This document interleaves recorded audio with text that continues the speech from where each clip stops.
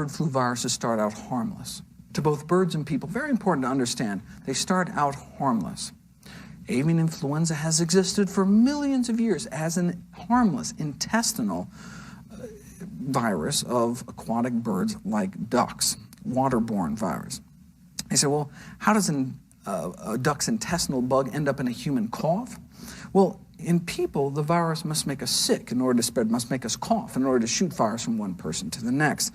But in the virus's natural reservoir, aquatic birds like ducks, the virus doesn't need to make the duck sick in order to spread. In fact, it's in the virus's evolutionary best interest not to make the duck sick, as dead ducks don't fly very far. So the virus silently multiplies in the intestinal lining of the duck, is secreted out into the pond water, is swallowed up by another duck, and the cycle continues as it has for millions of years, and no one gets hurt.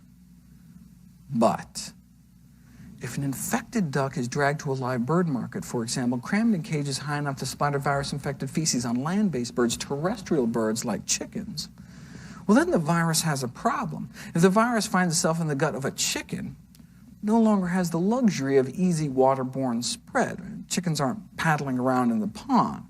So the virus must mutate or die. Unfortunately for us, mutating is what influenza viruses seem to do best. So in its natural reservoir, it's been described as being in total evolutionary stasis, harmless. But when thrown to a new host, like land-based birds, it quickly starts mutating, acquiring mutations to adapt to its new host. In the open air, it must resist dehydration, for example, and it may have to spread to different organs to find a new way to travel. The intestines ain't gonna work anymore, and it may find the lungs and become an airborne pathogen, which is bad news for terrestrial mammals such as ourselves. Goes into chickens as an aquatic virus, but may come out as the flu. In its new host, the more virulent, the more violent this virus becomes, the quicker it may be able to overwhelm the immune system of its new host. But if the virus becomes too deadly, though, it may not spread as far. In an outdoor setting, at least, if the virus kills its host too quickly, the animal may be dead before it has a chance to spread to too many others.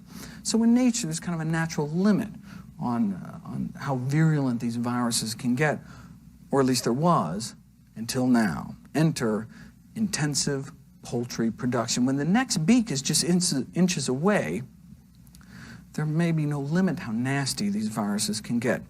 Evolutionary biologists believe that this is the key to the emergence of hypervirulent, predator-type viruses like H5N1, disease transmission from immobilized hosts.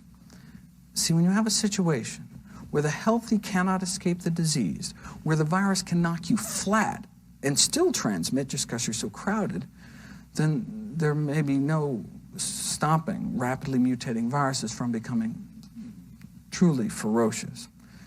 And this may explain the virus of 1918, rising out of the trenches of World War I. There were these crowded troop transports.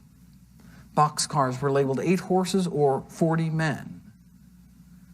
So when this harmless virus found itself in these kind of conditions, it turned deadly. Millions forced together into cramped quarters, no escaping a sick comrade. This is thought to be where the virus of 1918 gained its virulence. From the virus's point of view, though, these same trench warfare conditions exist today in every industrial chicken shed, every industrial egg operation. Confined, crowded, stressed, but by the billions, not just millions. The industry is slowly waking up to this growing realization that viruses previously innocuous to natural host species have in all probability become more virulent by passes through these large commercial populations. This is from an industry trade journal. Right? Starts out harmless, turns deadly. That's what these conditions may be able to do. This is not, arguably, how animals were meant to live. So, how does the poultry industry feel about the possibility that its own animal factories may produce a virus capable of killing millions of people around the world? Well, the executive editor of Poultry Magazine wrote an editorial on just that topic.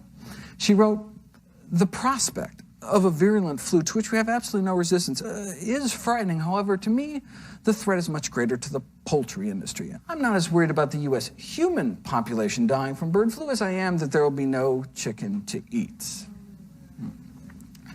This is how the Department of Interior puts it. Domesticated poultry as the necessary stepping stone to create a pandemic strain of influenza. Now, we used to think pigs were an important link in this chain, so this, probably not a good idea. H5N1 found a way, it seems, not only to kill people directly, but seems to have gone full circle, reinfecting its natural host, migratory aquatic species, who could potentially fly this factory farm virus to continents around the world. Now, unfortunately for us, through some quirk of evolution, the respiratory tract of a chicken seems to bear striking resemblance to our own primate respiratory tract on a molecular level, on a virus receptor level. So as the virus gets better at infecting and killing chickens, the virus may be getting better at infecting and killing us.